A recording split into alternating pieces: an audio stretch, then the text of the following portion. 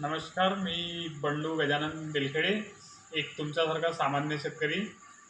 माझी एवढी विनंती आहे की आपली जे इन्शुरन्सची साईट चालू आहे ते 31 तारखेपर्यंत आहे लास्ट डेट.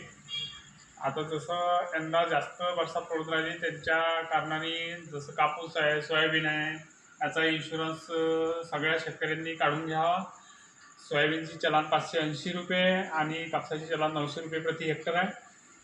तर जसं ढगफुटी आहे, विजाचं आहे, जास्त जलाशय जास्त पाणी झाल्या त्या कारणानं पिकाची खूप हानी होते. त्याकरिता इन्शुरन्सची आवश्यकता आहे आणि ते इन्शुरन्स काढण्याकरिता लागणारी आवश्यक कागदपत्रे जसं सातबारा, आठवं,